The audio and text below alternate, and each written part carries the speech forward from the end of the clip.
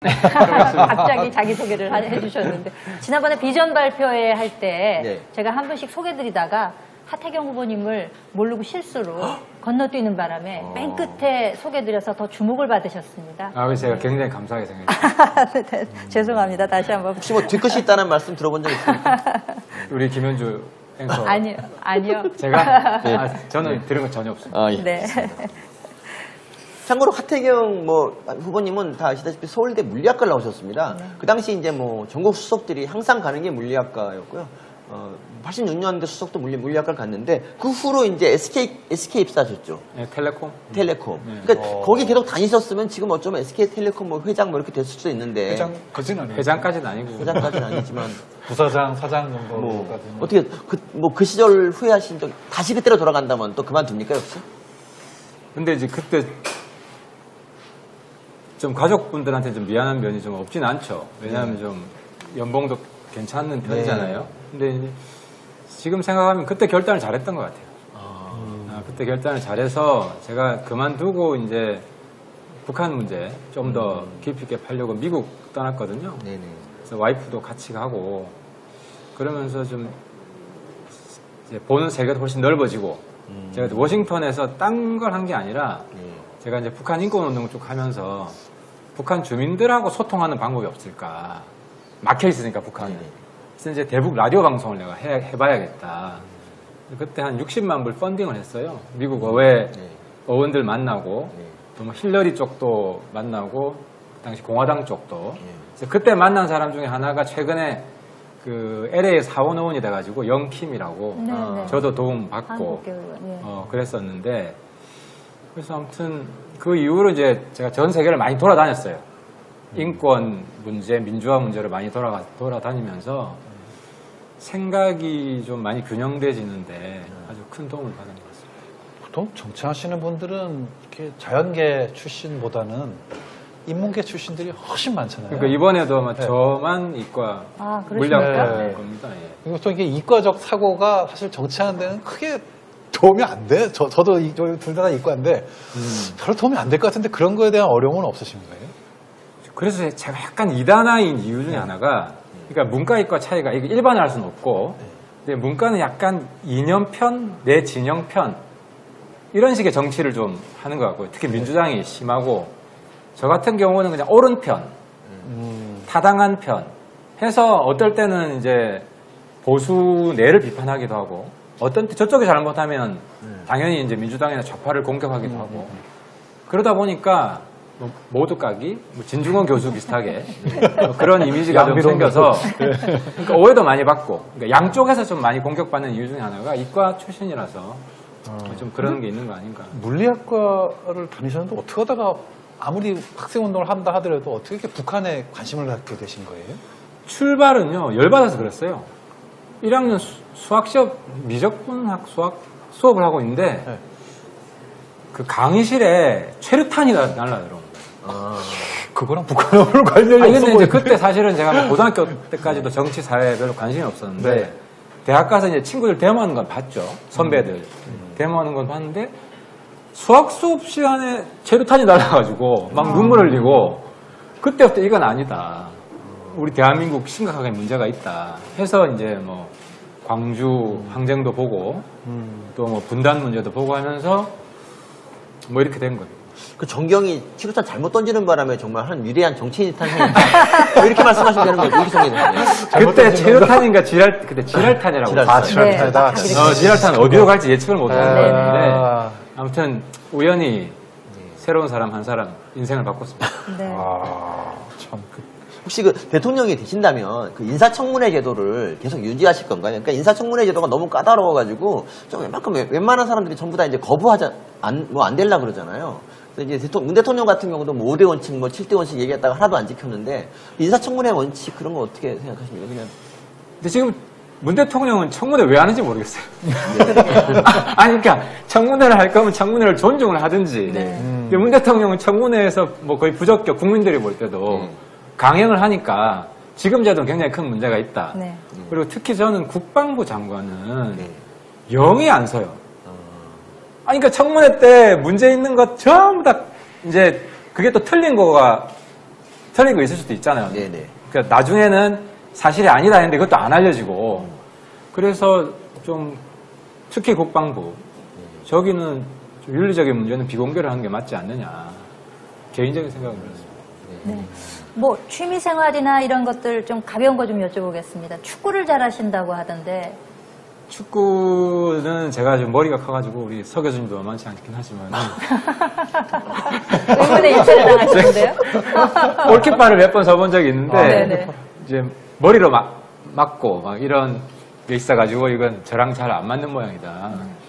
그 이후에 이제 젊은 친구들하고 소통을 많이 하면서 온라인 e스포츠 네. 롤 같은 거 해보려고 네. 안 되더라고요. 안 돼서 저는 여전히 오프라인 세대다. 네. 한 1, 2년 전부터 이제 우리 때 유행하던 당구 네. 한 번씩 치고 뭐 그 정도 취미 가지고 있습니다. 네. 뭐 소문들 듣기로는 중거리 슛의 달인이다 뭐 이런 거는 좀 과장된 얘기인가 보네요, 그러면? 뭐 그렇게 믿어주시는 분이 많더라고요. 제 별명 중에 하나가 해운대 제라드다. 오. 뭐 페인트 모션 없이 뭐 4명 제낀다 이런 말도 있던데. 이 자리에서 말씀드리면은 뭐 축구를 좋아하긴 합니다. 네. 저희 국회의원 축구팀이 있거든요. 아, 한 그래요? 번씩 일본에 가고 지난번엔 베트남. 아. 베트남 가서도 이제 의원들하고 축구 경기를 하는 적이 있는데 네. 제가 뛰어다니는 건 제일 열심히 뛰어다닙니다. 아, 그럼 누가 그 축구팀 멤버신가요? 좀 연세 드신 분도 같이 갑니다. 아. 그중에 제 인상 깊었던 분이 우리 김우성 대표. 아. 김우성 대표도 주로 포지션이 골키퍼인데 네. 이제 우호 친선 경기를 너무 정치적으로 하다 보니까 한 골씩 먹어주고 아, 일부러 우리가 앞서면 너무 그 티 날 것 같은데요, 그러면. 이제 공정의 아이콘으로 알려져 있는데 혹시 그 나중에 대통령 되신다면 이제 뭐 질병관리청장이나 뭐 보건부 장관을 임명한다 그럴 때 조금 이제 인연이 있는 하지만 능력은 없는 저하고 저기 뭐 현 정권의 지지자 역할도 좀 했는데 능력이 있는 그런 그런 전문가랑 누구를 뽑겠습니까?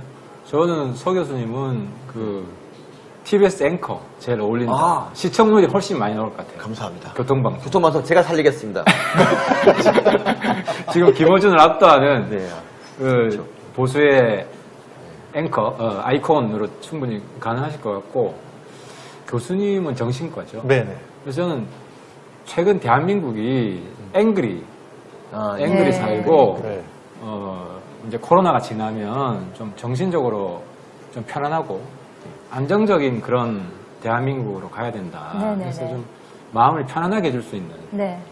정신복지가 더 중요한 거 아니냐. 아, 서 교수님 말씀은 그러니까 이제 능력과 성향 중에서 네네, 어느 쪽을 위주로 해서 뭐 인사를 하시겠는가 뭐 그런 근데 질문이셨나요? 뭐 답은 간접적으로 저는 안 뽑겠다는 말씀 하셨어요. 안 뽑겠다는 얘기를 같이 돌려서 생각하면 돌려서. 근데 제가 12명의 후보를 몇몇을 보니까 네. 하태경 후보님이 저희보다 젊어요. 12명 중에 제일 젊으시더라고요. 아, 맞습니다. 제가. 네. 저희보다 젊은 후보가 한 분도 안 생물학적 계신데 나이는 젊은데요. 네. 저도 이번에 이거 제가 별로 강조하지는 않습니다. 조사하면서 처음 알았습니다. 저보다 젊다라는 거를. 한 번도 그런 생각을 안 해봤는데 네. 혹시 그 젊음을 내세워서 다른 후보보다 뭐 경쟁력이 있다라고 할 수 있는 부분이 있을까요? 아니 저는 오히려 네. 좀 김종인 대표를 네. 뭐 여러 번 가까이 하고 대화를 해보면 이분은 웬만한 정치인들보다 젊다. 아, 그렇습니다. 생각도 젊고 시대에 대한 이해도 젊고 그리고 최근 뭐 박지원 원장님 이야기도 좀 언론에 거론되는데 네. 그분도 굉장히 젊어요. 정신적으로는. 그러니까 SNS나 페이스북 이번에도 보면 막 댓글을 막 달잖아요. 그렇게 댓글 다는 것도 쉬운 게 아니거든요. 그래서 오히려 그러니까 제가 이번에 뭐 세대 교체라는 이야기를 막 강조하지 않는 이유도 대한민국의 노령화 문제도 심각한데 좀 너무 어르신들 기껏끄면 안 된다는 생각도 있고요. 그래서 저는 뭐 젊다는 게 제 장점이긴 하지만 뭐 그렇게 부각하고 싶지는 않습니다. 네. 혹시 그 BTS 이제 병역 특례 뭐 면제 이런 것 때문에 이제 좀 뜨거운데 그 혹시 BTS 병역 어떻게 생각하십니까? 그 당시에는 제가 주장을 했어요. 네. 제가 왜 주장을 했냐면 성악과 있잖아요. 네. 성악 콩쿠르. 대회 나가서 콩쿨 나가서 1등하면 군대 면제 받더라고요. 네. 근데 대중가요는 못 받아요. 그래서 이게 불공정이다. 네. 성악에서 1등을 하면 네. 당연히 대중가요도 받아야 되고 네. 무용하면 1등하면 면제 받아요. 그러면 우리 댄스 가수. 우리 젊은 친구들이 요즘 많이 하는 뭐 댄스 예. 그런 경연대회 같은 것도 있잖아요. 있죠. 세계대회. 네. 아니, 그럼 받아야 되는 거 아니냐. 국악도 있어요. 그래서 저거는 이제 공정 문제로 제기를 했는데 BTS 팬들이 네. 왜 우리 BTS 누구누구 뭐 정국이 등등 네. 군대 간다는데 왜 자꾸 그런 이야기를 해서 네. 그래서 제가 이제 팬들이 정 그렇다면 뭐 제가 양보하겠습니다. 그렇게 소신이 많으신 분은 아니신 거예요. 아니 그 팬들이 아우 제가 그때 죽을 뻔했어요. 그리고 우리 애들도 제가 애가 셋인데 다 팬 있을 거 아닙니까? 네. 그래도 우리 딸내미는 샤이니 팬이고 아. 그래서 아빠 그 뭐 소위 뭐 조국기 부대, 태극기 부대보다 더 무서운 부대가 어딘지 아느냐? BTS 부대랑 샤이니 부대다. 아빠 건드리지 마라. 아무튼 제가 그래서 역시 꼰대구나. 요즘 젊은 친구들 세상을 잘 모르는구나. 아니, 해외 팬들 같은 경우는 별사 반대할 것 같은데요. 해외 팬들은 염두에 두지 않습니까, 혹시? BTS 외국 팬들 네, 외국 예. 팬들. 어마어마하죠. 댓글이 영어로 달리더라고요. 댓글이 영어로 달려요. 네, 그럼요. 우리 오빠들 괴롭히지 말라고. 그래서 아무튼 지금 국회에서 거론되고 있는 그 법안도 네네. 조용히 통과시키지 않을 거면 시끄럽게 하는 것은 BTS를 오히려. 위한 게 아니다. 네. 그렇게 판단하셨군요. 네.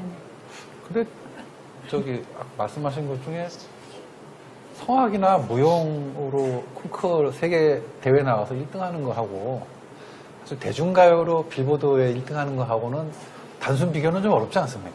근데 그 법이 있는데 이제 그 제도를 채택한 이유가 있는데 가장 큰 목적이 국위 선양이에요.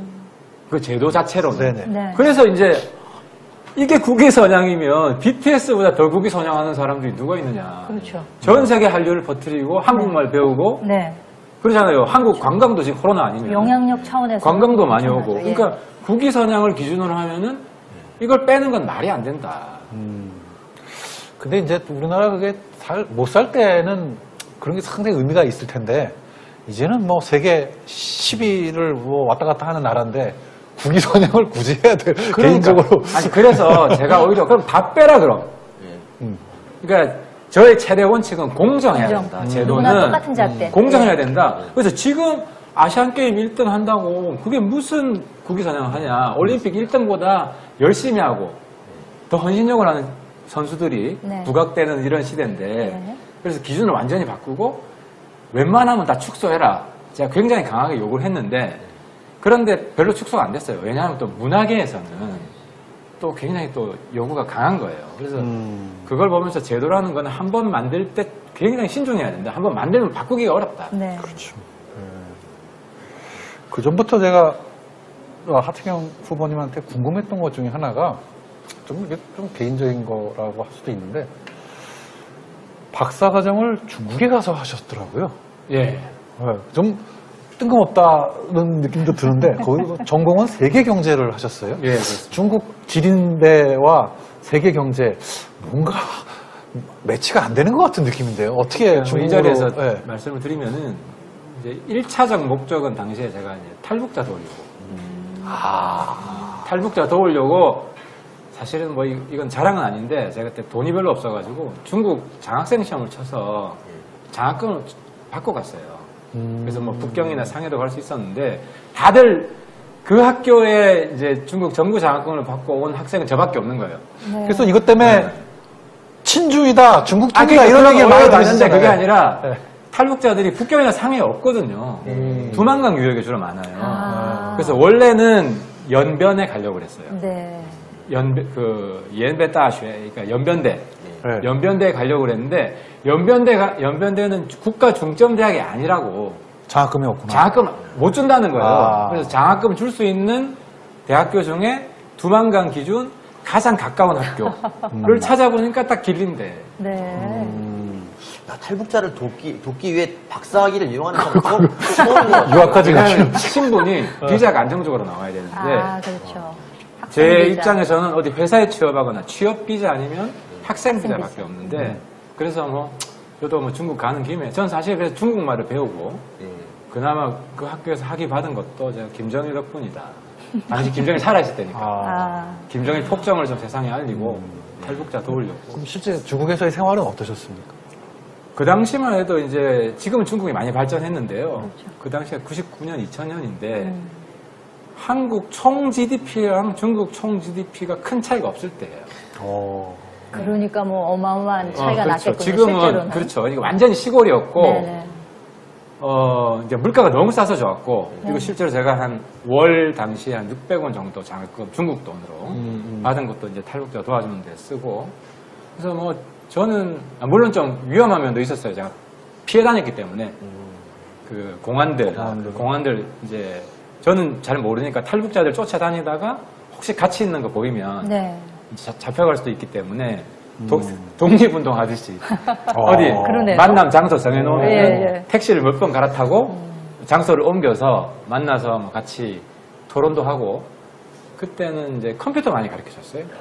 그래서 이제 탈북자 중에서 제가 이제 컴퓨터 자판 한매 타자기 다음에 이메일 만들어주고 네. 이제 그랬던 친구 중에 한국에서 잘 된 친구들도 많고요. 네. 뭐 대표적으로 이제 탈북 1호 변호사 그런 친구는 그때 이제 만나서 멘토링도 하고 근데 이제 로스쿨 나와가지고 네. 그때는 뿌듯하더라고요. 그럼 이제 탈북자의 아버지다 뭐 이렇게 말씀드려도 될까요? 그랬는데 요즘 또 뭐 제가 보수 내에서도 욕을 많이 듣다 보니까 또 그런 탈북자분들한테 욕을 또 많이 듣고 그러니까 정치인이 만만치 않은 일이에요. 네. 뭐 이렇게 쉬운 일이 아닙니다. 네, 그래도 뭐 그렇게 정말 한 톨 한 톨 심어놓은 씨앗들이 결국에는 꽃 피워서 아까 조금 전에 말씀해 주셨던 예처럼. 그래서 나중에 이제 국가인권상 받고 네. 그런 건 있는데 네. 아무튼 제 인생에 있어서 가장 저를 가슴 뛰게 했던 시절. 네. 만주에서 이제 우리 선조들이 독립운동을 했다면 네, 네. 저는 이제 북한 인권운동, 네. 탈북자 지원운동 했던 게 가장 남아요. 이 정도 되면 탈북자 협회에서 이렇게 뭐 지지 선언 이런 것도 좀 해야 되는데 참 서운하네. 아니 웃긴 게 아니야, 일본은 하체경호 위장 저장. 그렇죠. 그리고 20대, 30대 남자분들도 그렇게 팸이랑 싸우시는데 지지 안 해주고 너무 서운합니다, 여러분. 진짜 좀 탈북자랑 남자분들 좀 도와주십시오. 아니 근데 이제 사실은 제가 정치하면서 느낀 게 제가 사실 많이 부족하죠.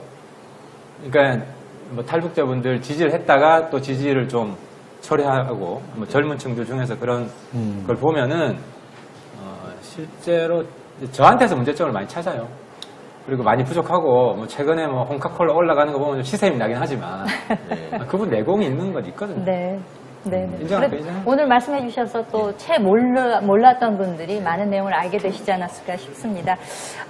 이제 1차 컷오프를 남겨놓고 오늘 어떻게 보면 국민 여러분들께 말씀드릴 수 있는 좀 마지막 시간이 될 수 있는 지금 시기가 왔는데요. 앞으로 이제 뭐 어떻게 진행될지는 아무도 알 수 없는 것이지만 그래도 국민 여러분들께 한 말씀 해주신다면요. 뭐 저를 꼭 4강을 뽑아주셔야 됩니다. 왜냐하면 제가 4강 못 들어가면 대충 구도가 전학생, 그러니까 최근에 입당하는 재수생, 전학생과 재수생들의 경쟁, 파릇파릇하고 패기 있는 신입생은 한 명도 없는 이런 싸움이 될 것 같은데요. 경선 진짜 재미없게 됩니다. 흥행에 실패하고 관심도 없고 우리가 민주당 경선 재미없다고 뭐 비판을 했지만 우리 당도 지금 만만치 않다. 제가 국민 면접 볼 때 제가 웬만한 토론 지지 않거든요. 아까 조금 전에 원지사도 비슷한 얘기를 하던데 사실 이재명 성남시장 할 때 저랑 배틀 많이 해가지고 당시 한번 찾아보세요. 정말 황당한 세계관을 가지고 있는 분이 지금 민주당 후보가 되는 비극적인 상황이 발생했는데 경선 흥행 성공 이게 정권 교체를 위한 큰 디딤돌이 될 것이고 하태를 뽑아주지 않으면 우리 국민의힘의 길이 순탄치 않다. 그 말씀을 드리고 싶습니다. 네, 칭찬 릴레이도 이어서 좀 짧게 부탁드리겠습니다. 이 다음에 이제 최재형 후보께서 나오실 텐데요. 최재형 후보는 제가 사실 개인적인 인연도 없고 최근 경선 들어와서 인상 깊게 남았던 부분이 굉장히 솔직하고 자기 반성 능력이 뛰어나다. 처음에는 이제 경선 룰 가지고 자기는 관여 안 하겠다. 네. 그러다가 이제 역선택하면 안 된다. 네네. 바뀌었어요. 네. 제가 룰 엄청 깠죠. 뭐 처음 정치하는 분들이 말 바꾸기 정치부터 배웠냐. 근데 놀랍게도 우리가 타결되는 데 있어서 그 전날 네. 최재형 후보가 내가 생각을 잘못했다. 처음으로 돌아가겠다. 네. 이렇게 해서 타결이 됐는데 네. 그거 굉장히 큰 용기거든요. 네. 정치인이 한번 했던 실수를 인정하고 그래서 그런 부분에 있어서 최 후보님은 지금이더라도 좀 정치권에 좀 매진을 해서 끝까지 완주하는 그런 모습을 보여주셨으면 좋겠습니다. 네, 잘 들었습니다. 네, 하태경 후보와 만나봤습니다. 오늘 말씀 잘 들었습니다. 네, 고맙습니다.